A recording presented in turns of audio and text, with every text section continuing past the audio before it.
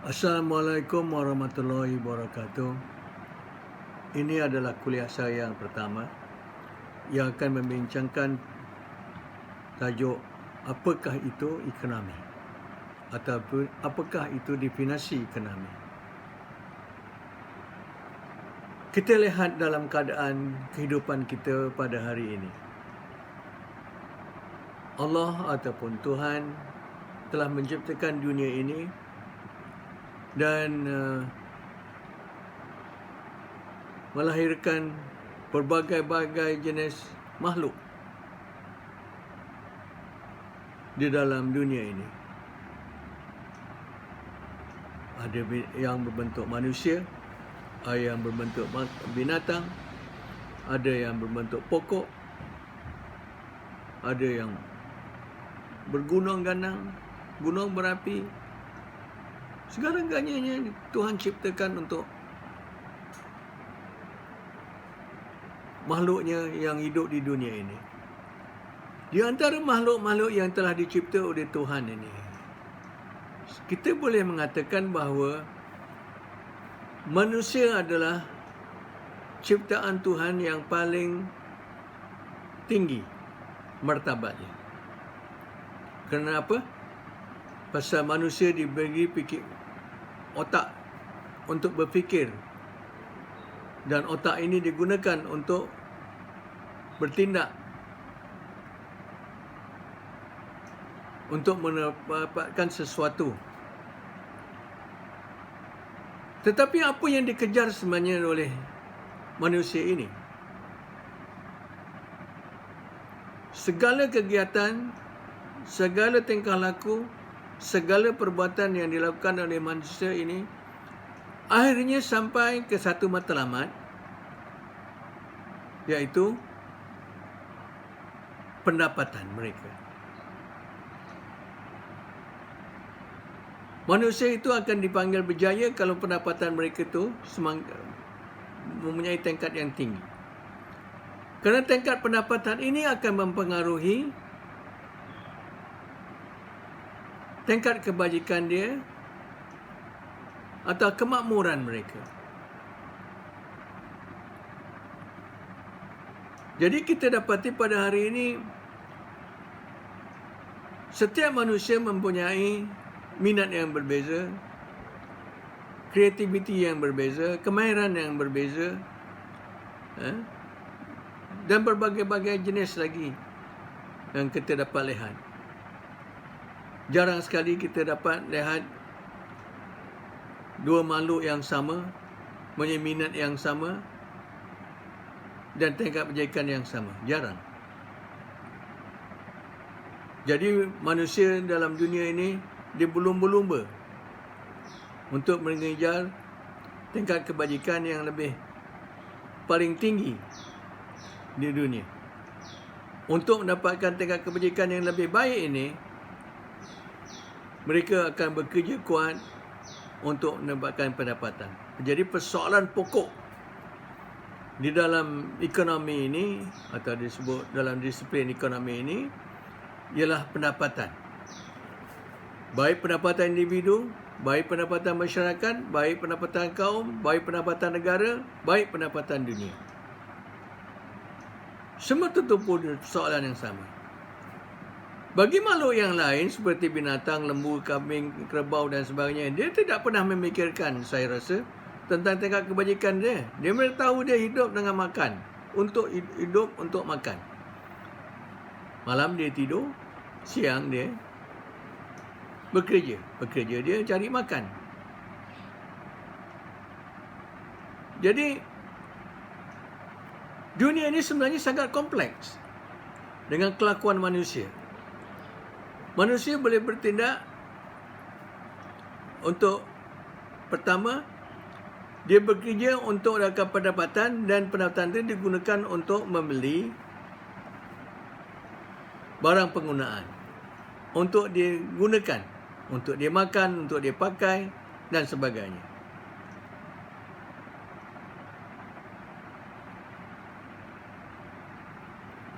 Jadi manusia juga ada yang untuk dapatkan tingkat pendapatan ini, mereka boleh menjadi usahawan. Dia membuka perniagaan, buat kedai runcit, buat restoran, buat warung, buka kilang besar. Jadi semata-mata adalah untuk mendapatkan pendapatan. Dan yang ketiga, manusia ini juga boleh bertindak sebagai pembekal bahan faktor pengeluaran. Apa yang maksudkan bahan faktor pengeluaran ini? Iaitu dia menjual tenaga buruh dia. Dan daripada penjualan tenaga buruh mereka ini, mereka akan dibayar gaji, upah. Dari upah itulah merupakan pendapatan mereka. Untuk mendapatkan pendapatan yang lebih tinggi, dia memerlukan kemahiran. Untuk dapatkan kemahiran yang lebih tinggi, dia memerlukan pendidikan. Itulah sebabnya kita daripada kecil diberi pendidikan untuk belajar, untuk berusaha, mengikuti pengajian, kalau boleh sampai ke universiti ataupun kemahiran tertentu yang mempunyai permintaan pasaran yang tinggi. Jadi persoalannya ialah semua bidang pendidikan itu akhirnya akan menjurus kepada untuk menaikkan produktiviti mereka, iaitu daya pengeluaran mereka, hasil pengeluaran mereka. Semakin tinggi hasil pengeluaran mereka, mereka akan dibayar dengan gaji yang lebih tinggi atau pendapatan yang lebih tinggi. Jadi dalam dunia ini, inilah masalah yang kita hadapi, masalah hidup yang kita hadapi, dan sangat kompleks. Jadi dalam bidang apa yang disebut ekonomi ini, dalam bidang ini ialah skop ekonomi ini ialah kita cuba mengkaji tentang kelakuan-kelakuan manusia itu atau faktor-faktor pengeluaran yang lain, dan mengkaji apakah bentuk yang dihasilkan oleh makhluk-makhluk Tuhan ini dalam dunia ini. Dan kajian ini dibuat secara sistematik. Kita kaji satu persatu, dan skop kajiannya boleh meliputi daripada kelakuan individu kita sebagai pengguna, iaitu orang yang dapat pendapatan, dia belanja untuk makan, dia belanja untuk rumah, dia belanja untuk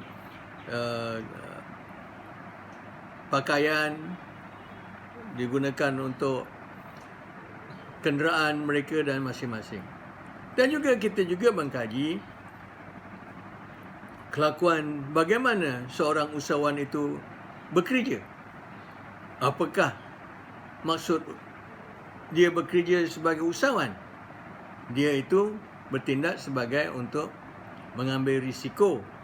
Kerana dalam perniagaan ini ialah dia berdepan dengan risiko. Kalau bisnesnya bagus atau perniagaannya bagus, dia akan naik, pendapatan akan naik. Tapi kalau sebaliknya, dia akan merosot. Dan dia juga kita melihat, mengkaji bagaimana kita dapat menghasilkan tingkat pendapatan yang lebih tinggi, iaitu kita menjual. Kalau kita tak berniaga, kita menjual tenaga buruh kita. Untuk menjual tenaga buruh kita itu kita mesti mendapat kemahiran. Jadi untuk dapat kemahiran kita belajar, dan sebagainya lah. Dan ini peringkat individu sebagai makhluk Tuhan. Dan apabila kita sedang memahami kelakuan manusia yang ada dalam negara itu, kita juga akan melihat kelakuan keadaan negara. Sebuah negara itu tujuannya ialah untuk matlamatnya adalah untuk meningkatkan pendapatan mereka, pendapatan negara. Kalau dalam istilah ekonomi dipanggil keluaran negara. Jadi dalam tajuk yang akan datang kita akan lihat bahawa keluaran negara itu sama dengan pendapatan negara. Semakin tinggi tingkat pendapatan negara atau keluaran negara, maka rakyat di negara tersebut akan lebih makmur. Jadi dalam bidang ekonomi ini, saudara-saudari, dia ada satu disiplin walaupun kompleks tetapi dia mudah kita pelajari dan mudah kita fahami. Saya tidak bersetuju kalau dia cakap ekonomi, orang yang cakap ekonomi itu susah. Kerana kelakuan ekonomi itu ialah kelakuan kita. Kita hanya belajar menulis balik apa yang kita lakukan. Bagaimana kelakuan kita itu. Jadi ekonomi itu cuba mengkaji dan juga merekodkan, menulis kelakuan kita. Baik sebagai pengguna, baik sebagai usahawan, baik sebagai pembekal faktor pengeluaran. Jadi inilah skop kajian ekonomi. Jadi kita kesimpulkan bahawa ekonomi itu adalah merupakan satu bidang yang mengkaji kelakuan manusia secara sistematik.